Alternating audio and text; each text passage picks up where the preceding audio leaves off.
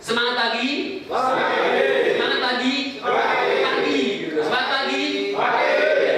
Oke, kita sangat paham sekali bahwa segala sesuatu yang kita ikuti kalau tidak dengan semangat maka hasilnya kurang optimal, ya. Jadi kalau misalkan pagi-pagi mau berangkat kerja juga sudah, aduh, tambah lagi Jakarta yang macet, aduh, gitu kan. Nah ini sudah banyak aduhnya, nyampe ke kantor pun aduh juga. Nanti banyak kerjaan, banyak aduh juga, gitu kan. Lebih baik aduhnya kita hilangkan, ya. Lebih baik Bapak Ibu sekarang harus mulai menghilangkan. Mungkin sekarang fisiknya Bapak ada di sini. Saya boleh bertanya, badan Bapak ada di mana? Di sini, di ruangan ini. Kepala Bapak ada di mana? Boleh dipegang? Kalau otak Bapak kira-kira ada di mana? Sorry. Ya. Kira-kira kalau pikiran Bapak ada di mana sekarang, Bapak Ibu? Di sini juga, yakin? Yakin. Mungkin di rumahnya ada yang sedang anaknya sakit mungkin, ya. Saya pernah ngisi beberapa sesi training bahwa harapannya sudah tertulis dan khawatirnya cuma satu, apa? Saya tidak khawatir tidak bisa mengikuti sampai akhir. Begitu saya tanya, kenapa? Karena saya sedang sakit. Saya tanya lagi, kenapa Bapak sakit? Sakitnya kenapa? Karena anak saya sedang sakit. Semalam suntuk saya tidak tidur, jadi datang ke sini saya dengan terpaksa, gitu kan? Dan saya sekarang posisi fisik saya kurang begitu sehat. Nah, saya biasanya kalau orang memiliki khawatir, saya langsung tanya kira-kira khawatir seperti itu solusinya seperti apa, ya. Nah, namun kemudian training kemarin di tempat yang lain itu orang tersebut malah yang paling semangat, ya. Kenapa? Karena blok untuk sakitnya, blok untuk tidak menerima dan segala macam sudah dilebur dulu, ya. Baik Bapak Ibu yang saya hormati, pagi hari ini saya harapkan fisik Bapak ada di sini, kemudian pikiran Bapak juga ada di sini, ya, sehingga bisa menerima materi-materi yang akan kita pelajari, kita belajar bersama di sini sampai nanti malam jam 9:30, jam setengah 10, ya, setengah 10 malam. Kita banyak materinya. Nanti juga di sini ada praktis juga. Hari pertama tentang cara bagaimana bisa negosiasi, ya. Ini penting sekali. Walaupun tadi pagi malah sudah ada nego ke saya karena memang namanya belum tercantum, enggak, tolong dong ini ganti. Nah itu juga ada cara-cara nego. Bahkan seorang bayi pun itu sudah nego, ya, begitu brojol lahir itu juga sudah nego sama orang tuanya, ya, bagaimana dia minta makan dan lain-lainnya. Nah, Bapak Ibu semua, biar semangat, ya, ada hal yang perlu dilakukan adalah pertama setelah tadi positive thinking, ya, pikirannya yang di luar-luar dihapus dulu, sampai ke sini kita di ruangan di sini hanya untuk ikut training. Nah, yang kedua adalah saya ingin sekali minta senyum terbaik dari Bapak Ibu semua, boleh? Iya, coba rada-rada ditarik. Kalau misalkan nggak senyum, nggak bisa senyum, ada saya paper clip, ya, caranya, gitu kan. Kemudian ditarik pakai ini, pakai karet, gitu kan. Jadi gini terus, ya. Kenapa perlu senyum? Kenapa perlu senyum? Begini, ya. Coba Bapak Ibu sekarang nunduk, ya, nunduk seperti ini, boleh, nyender saja. Nyender, kemudian nunduk, ya, tertunduk. Kemudian Bapak Ibu sekarang saat tertunduk seperti itu bahagia, hatinya bahagia. Kepala yang tertunduk, hatinya bahagia. Oke, cukup. Sekarang Bapak tengadah, Bapak Ibu tengadah, hatinya bahagia. Enakan yang tunduk atau enakan yang tengadah untuk bisa lebih cepat bahagia hatinya? Enakan yang tengadah. Nah, itu cara salah satu bukti bahwa fisik kita bisa mempengaruhi kepada psikis kita, gitu, ya. Jadi kalau dengan senyum nggak begini, gitu kan, dengan senyum, maka materi-materi bisa lebih mudah masuk. Karena apa? Karena hati kita sudah siap untuk menerimanya. Oke, berikan senyum terbaik, boleh 1, 2, 3. Cheese, ya boleh Pak, cheese. Oke, yang sebelah sini Pak, cheese dulu Pak, cheese. Atau jangan cheese deh, ya. 1, 2, 3 bilang pete, pete. 1, 2, 3, pete. Iya, pete. Iya tuh, udah mulai. Jangan kaku Pak, tenang aja. 1, 2, 3, pete. Ya, ya. Oke, biar nggak kaku, saya minta tangannya di pipi dua-duanya, ya, pipi. Nah, tangannya ada AC, tepuk-tepuk dulu deh, tepuk-tepuk dulu. Iya, sambil senyum, bilang iya, oke, cukup. Ya. Gimana? Masih dingin? Dingin ya? Kurang asin atau kurang ya? Nah, itu salah satunya. Jadi kita dari fisik kita akan mempengaruhi kepada fisikis kita. Bahkan menurut beberapa penelitian, ya, ada sakit-sakit fisik juga diakibatkan oleh psikis kita. Ya. Kalau yang perempuan atau yang ya ibu-ibu ada yang sakit miom, kista, itu biasanya karena rasa kekhawatiran yang berlarut-larut seperti itu. Itu mengakibatkan kita menjadi sakit fisik. Nah, di sini bukti fisik mempengaruhi psikis, psikis mempengaruhi fisik. Baik, Bapak Ibu, dari tadi saya bicara seperempat kenalkan diri, nama saya Sultan Hamdani, namun biasa dipanggil Abi. Ya, simpel aja. Jadi kalau ketemu saya Abi, nggak usah pakai Bapak, karena kalau Bapak Abi jadi Bapak-bapak, gitu. Atau bahasa Arabnya jadi Abi-Abi. Kalau Mas Abi berarti Mas Bapak, gitu kan? Ya, nanti untuk hari ini coach kita adalah Pak Agung. Ya, beliau sudah hadir di sini, akan memberikan dan belajar bersama tentang bagaimana cara negosiasi. Nanti juga di sini ada role play, ada practice. Setiap practice itu nanti akan di-shoot dengan kamera dan nanti akan ditayangkan, kemudian dievaluasi. Ya. Nah, saya harapkan Bapak Ibu bisa semuanya bisa mengikuti materi 2 hari ini dengan baik, ya, dengan gembira. Karena kalau tidak gembira akan sangat-sangat sulit. Baik, sekarang saya akan memberikan satu teknik bagaimana untuk kita bisa menghilangkan mental block kita, bagaimana kita bisa menghilangkan rasa khawatir kita, ya, dengan teknik tapping. Mungkin juga ada yang pernah ikut tapping di sini. Kalau di Indonesia ada SHARP, spiritual emotional freedom technique. Kalau di luar nggak pakai S, ya, jadi emotional freedom technique, ya, teknik tapping. Teknik tapping itu adalah menotok bagian-bagian titik di tubuh kita, ya, untuk kita bisa mencas diri kita. Kalau misalkan Bapak Ibu ada yang sakit fisik di sini juga boleh teknik ini digunakan. Kalau ada yang sakit psikis boleh juga digunakan juga. Nah, sekarang ikuti saya semuanya, ya. Tangannya di bahu, tangan di bawah sebelah kiri, sebelah saja, Kemudian turunkan sedikit di atas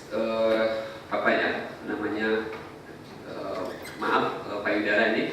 Ada namanya titik, kalau kita kuyak-kuyak ini sakit.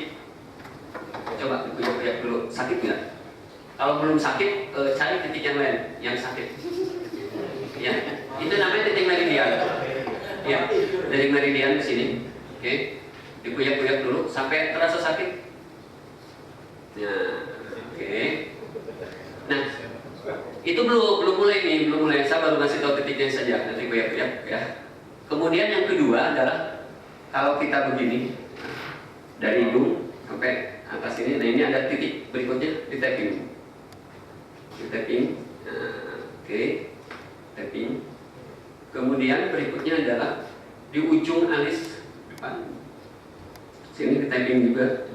Kanan kiri sama saja. Boleh kanan, boleh kiri. Kalau mau dua-duanya harus bergantian. Seperti itu. Oke. Kemudian berikutnya di ujung alis sebelah luar, ya. Di tapping juga. Nah, nanti fungsinya saya jelaskan secara keseluruhan saja. Kemudian berikutnya di bawah mata. Oke. Di sini kanan kiri sama saja. Kalau mau kanan kiri dua-duanya digantian. Kemudian berikutnya di bawah hidung. Ya, bawah hidung. Kemudian berikutnya di dagu. Ini kalau di luar ada penelitian tentang tapping ini, ya. Kemudian berikutnya di sini ada tulang dua yang menonjol, salah satunya atau dua-duanya tapi gantian. Oke.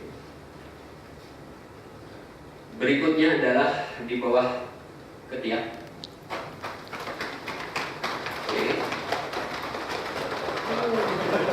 Nah, mau dua-duanya gantian.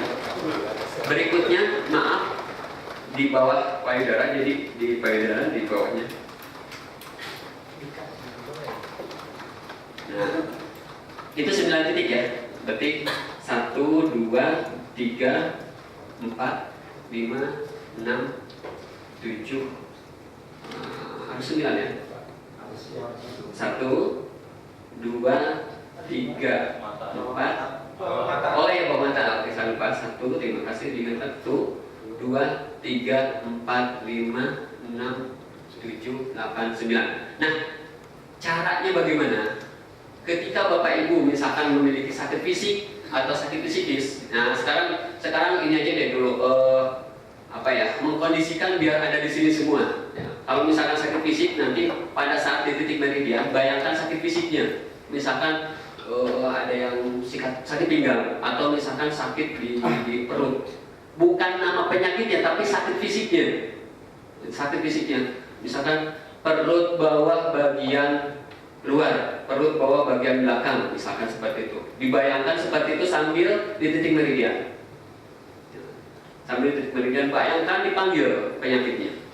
Dipanggil, dirasakan. Nah, kalau sekarang ingin training, ya sambil begini, yuk ikutin saya. Ambil titik meridiannya, ikutin saya. Badannya rileks, badannya rileks, badannya rileks. Badannya rileks. Kemudian semuanya bayangkan keluhan-keluhan Bapak Ibu yang ada tadi pagi, ya. Malas, terburu-buru, gitu kan. Kemudian mungkin dengan istri atau suaminya ada sedikit masalah, mungkin dengan anaknya tadi pas mau berangkat, papa, mama, gitu kan. Bayangkan itu, ya. Bayangkan itu semua. Kemudian ikuti kata-kata saya sambil bayangkan, kemudian sambil ditarik semua masalah-masalah tadi yang pagi hari datang, ditarik semua dan ikuti kata-kata saya. Ya Tuhan, ikuti, tolong ikuti, kemudian diresapi, ditarik dulu masalah-masalahnya. Ya Tuhan, walaupun saya memiliki masalah itu, bayangkan masalahnya ya, bayangkan masalah. Saya ikhlas menerimanya, dan saya serahkan solusinya padamu ya Tuhan. Ya Tuhan, walaupun masalah tadi membuat saya sakit hati, malas, tidak bergairah, tidak semangat, saya serahkan padamu ya Tuhan. Untuk kembali saya bisa lebih segar, bisa lebih fokus mengikuti latihan ini. Oke, mulai tapping dari atas. Tapping, saya ikhlas, ikutin saya ikhlas, saya ikhlas. Bayangkan yang tadi masalah-masalah ini, saya ikhlas, saya ikhlas, saya ikhlas, saya ikhlas. Bayangkan semakin dibayangkan.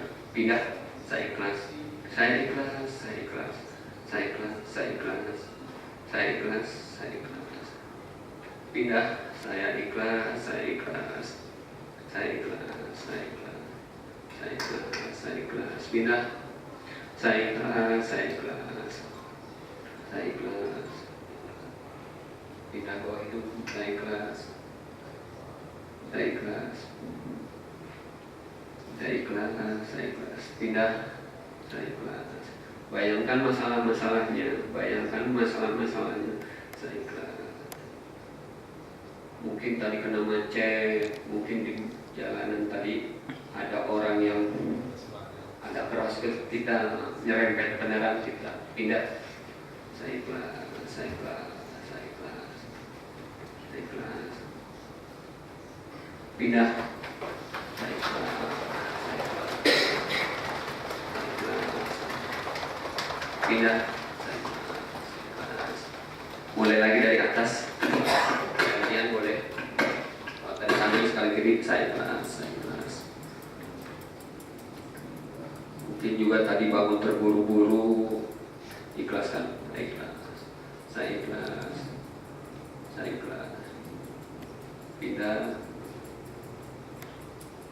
Saya ikhlas, saya ikhlas. Pindah, saya ikhlas, saya ikhlas. Saya ikhlas, saya ikhlas. Hatinya ikhlaskan lebih, ikhlaskan lagi. Pindah, saya ikhlas, saya ikhlas. Saya ikhlas. Pindah, saya ikhlas. Pindah, saya ikhlas, saya ikhlas. Pindah, saya ikhlas, ikhlas. Ya, saya ikhlas, saya ikhlas. Pindah, saya ikhlas. Berikutnya, kedua tangannya di paha. Oke. Tarik nafas sambil bayangkan masalah-masalah tadi yang bikin kita berat.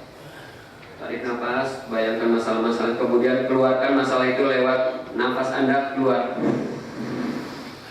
Lagi tarik nafas, bayangkan masalah-masalah yang membuat Anda berat. Lepasin lewat mulut, lewat nafas.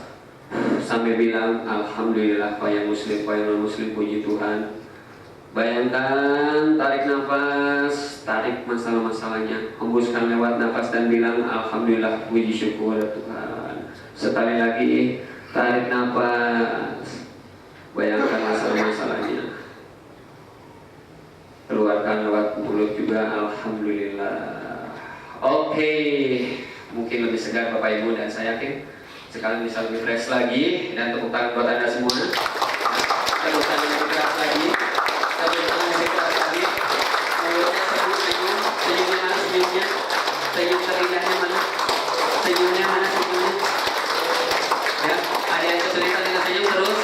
Ya, saya minta Bapak Ibu berdiri, berdiri, berdiri semuanya berdiri. Iya, berdiri. Sambil tepuk tangan terus. Senyumnya mana senyumnya? Tangannya ke atas, tepuk tangan di atas, terus, ya, oke, terus senyumnya mana senyumnya? Giginya mana giginya? Sambil bilang pakai terus, pakai, iya, oke, iya, oke. Are you ready?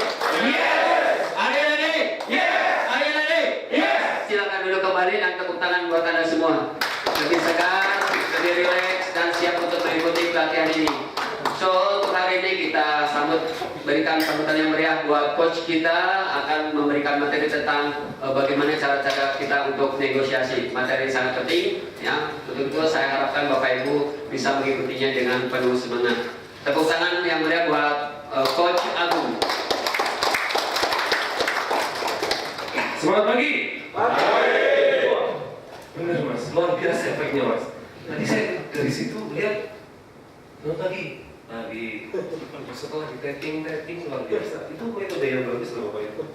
Kalau digunakan ya. Tadi kerasa nggak relief ininya?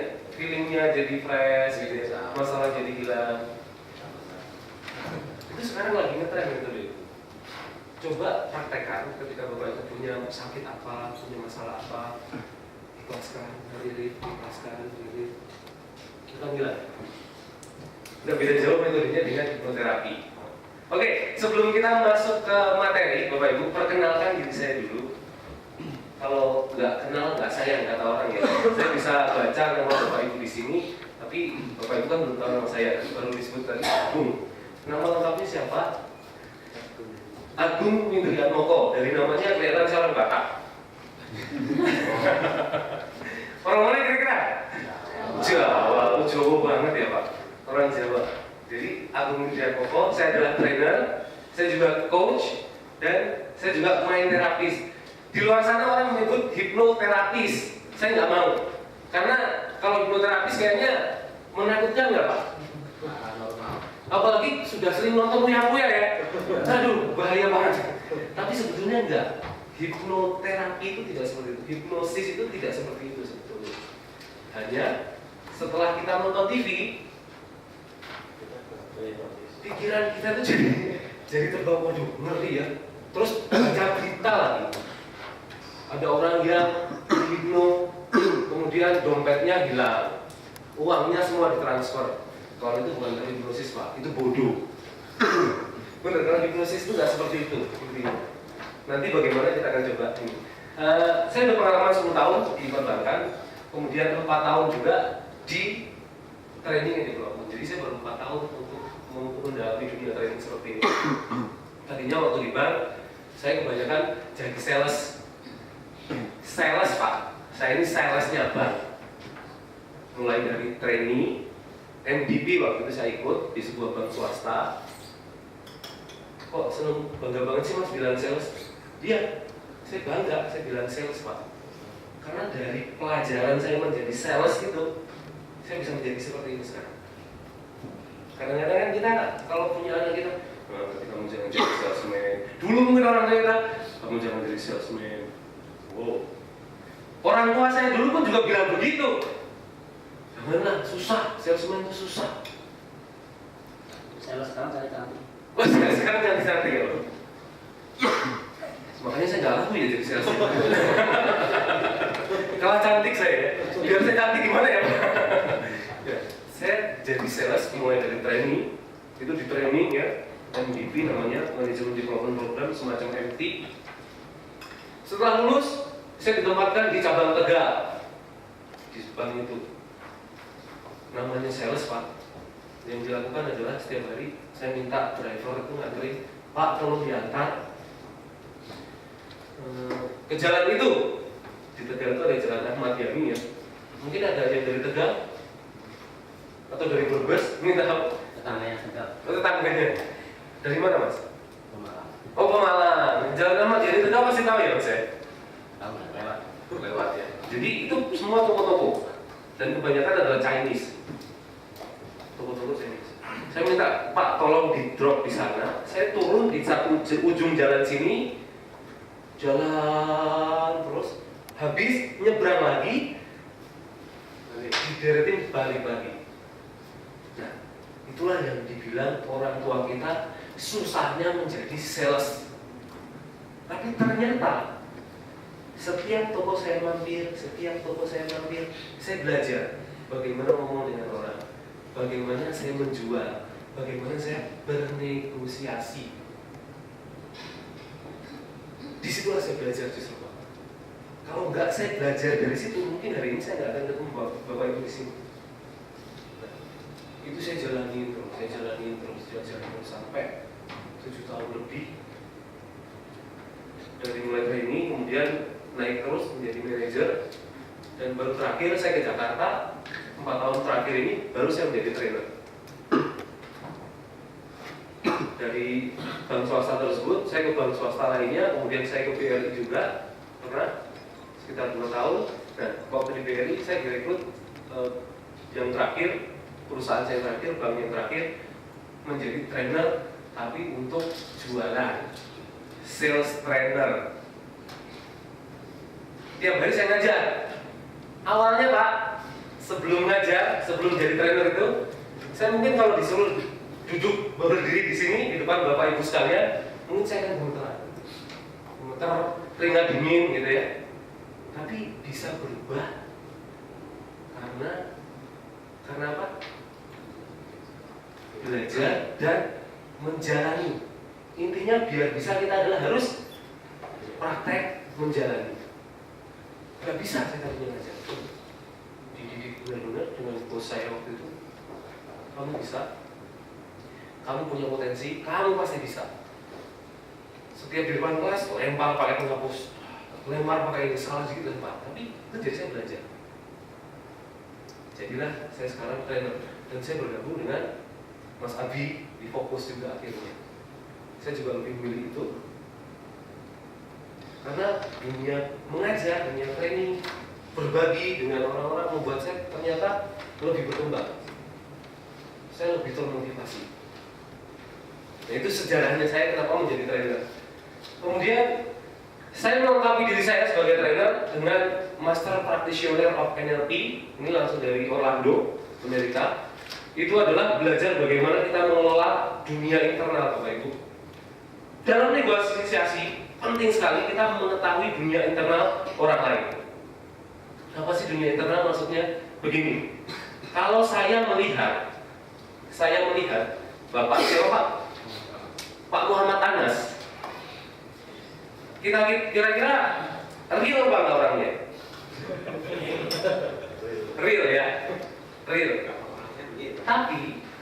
real menurut saya mungkin berbeda dengan real menurut Pak Toto. Pak Toto sudah mengenal lama Pak Muhammad Anas. Oke, dia tahu seperti apa. Dia punya gambaran Pak Muhammad Anas di kepalanya. Punya gambaran, punya persepsi, punya refleksi mengenai Pak Muhammad Anas itu ternyata adalah orang yang baik, orang yang soleh, orang yang taat. Tapi ketika saya pertama kali melihat, kayaknya mungkin begitu ya. Nah, gambaran dunia luar mengenai apa yang kita lihat, mungkin yang kita lihat sama, tapi ternyata setiap orang mempunyai pandangan yang berbeda. Nah, di NLP ini saya belajar mengenai itu, sehingga saya bisa mengelola ekspektasi saya terhadap orang. Saya bisa tahu, oh kira-kira orang ini maunya seperti ini, dan saya bisa menyesuaikan diri. Itu yang lebih penting. Saya bisa menyesuaikan diri. Sehingga sebel, kalau namanya sebel ya, kalau kita sudah belajar itu, sebel itu paling sekitar 1-2 menit udah paling lama. Marah itu paling 5-6 detik udah harus hilang. Karena kita belajar teknik-teknik bagaimana hilang. Kenapa sih kita sebel sama orang? Ya? Kenapa kita sebel sama orang? Kadang-kadang itu karena gambaran mengenai orang itu yang menyebalkan. Di mana gambarannya? Di kepala kita, Bapak Ibu. Di kepala kita loh. Kita sebel sama bos kita, sama atasan kita. Itu karena munculnya di mana ketika kita sebel? Di sini kan ada gambaran mukanya. Mukanya jelas banget terlihat. Oh iya loh. Coba kita eksperimen, boleh? Eksperimen ya? Oke.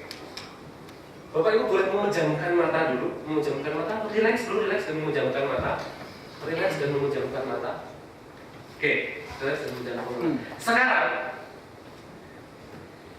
dalam hitungan ketiga munculkan gambar orang yang Bapak Ibu paling sebel.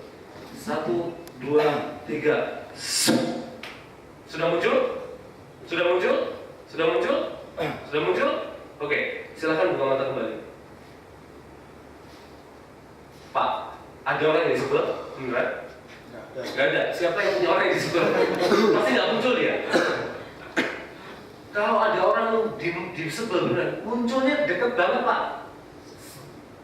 Di depan. Kalau disuruh muncul gambarnya, munculnya di depan.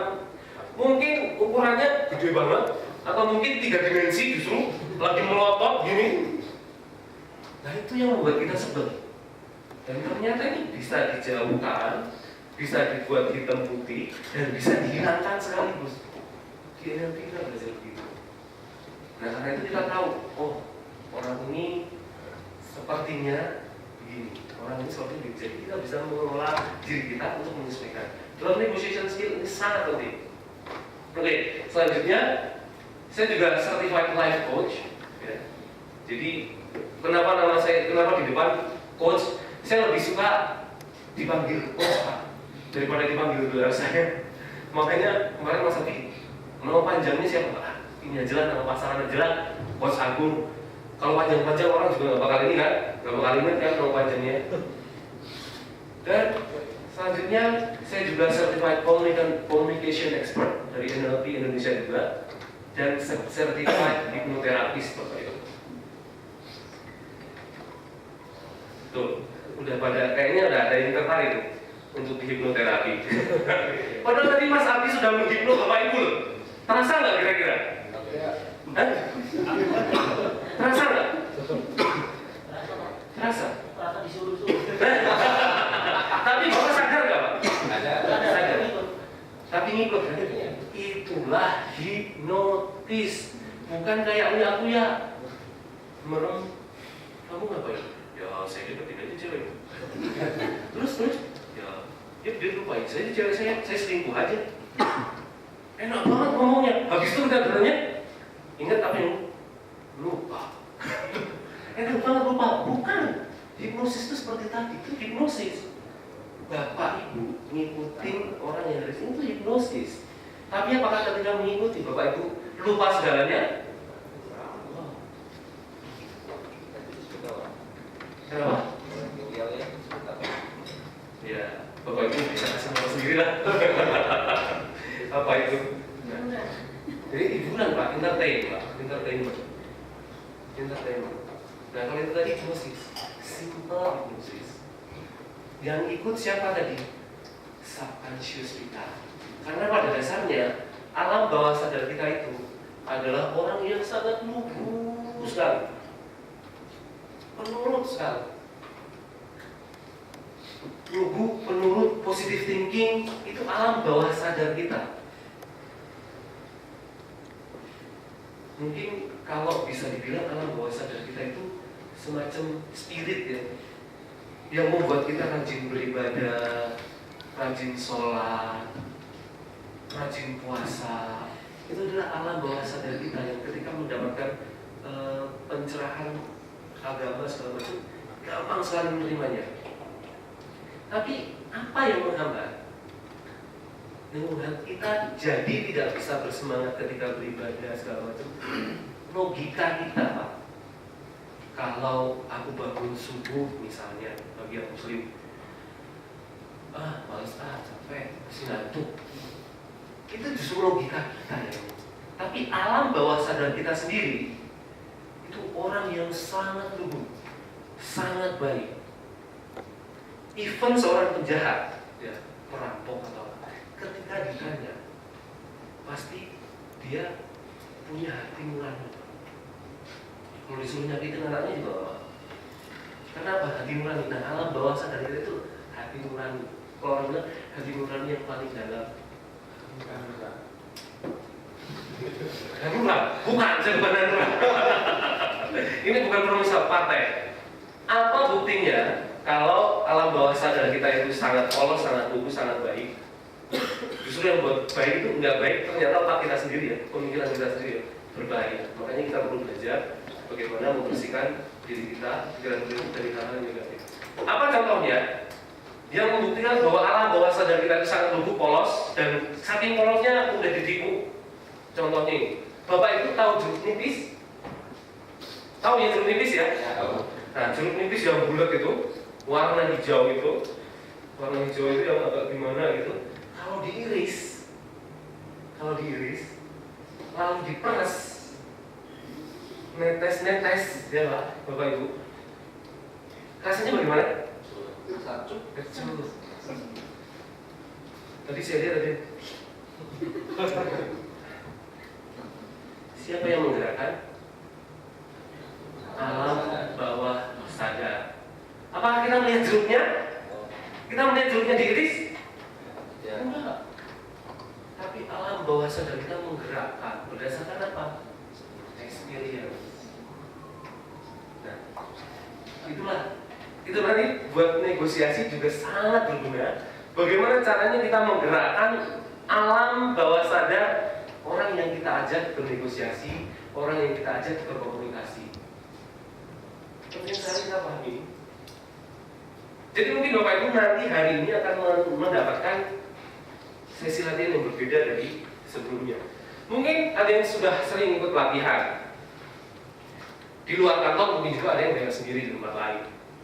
Mungkin juga Bapak Ibu ketika mengikuti pelatihan ada yang merasa kok ini doang ya. Tapi hari ini Bapak Ibu akan menyaksikan bahwa akan mengikuti training ini banyak aktivitas Bapak Ibu.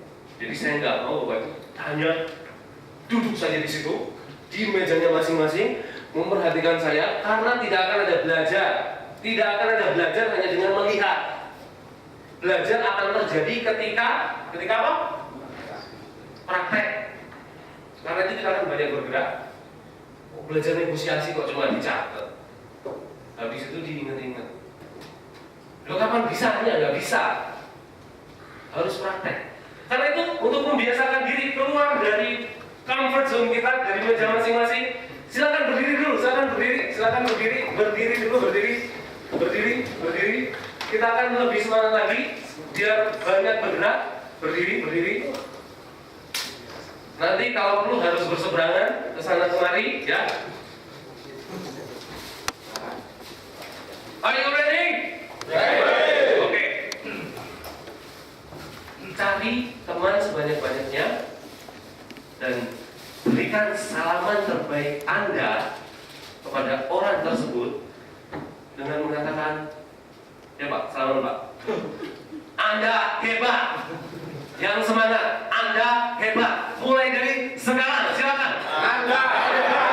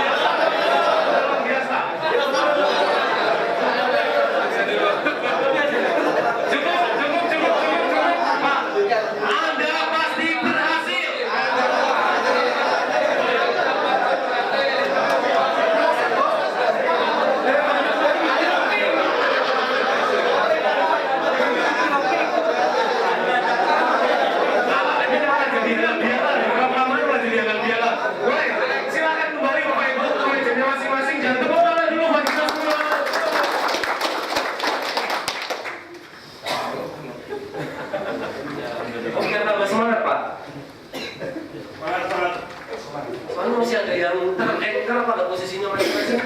Sudah perhatian sih fokus, tapi cuma Oke, Bapak Ibu, sebelum kita masuk ke materi, saya langsung akan melakukan role play. Kita berpasangan dua-dua ya, berpasangan dua-dua. Cari pasangan Bapak Ibu masing-masing. Dari pasangan masing-masing. Saya akan hitung aja deh, mulai dari 1, 2, kemudian kembali ke 1 lagi dari belakang sana. Pak, 1, 1, 2, 1, 2, 1, 2, 1, 2, 1, 2, 1, 1, 2, 1, 2, 2, 1, 2, 1. Oke, pas ya. 1, 2, 1, 2 di ending 2. Yang 1 berkumpul dengan 1, yang 1 berkumpul dengan 1. Oke, silakan. Tapi itu tidak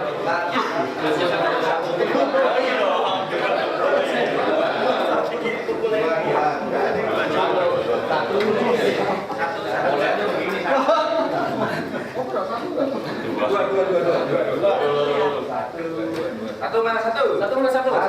Satu. Ini ya.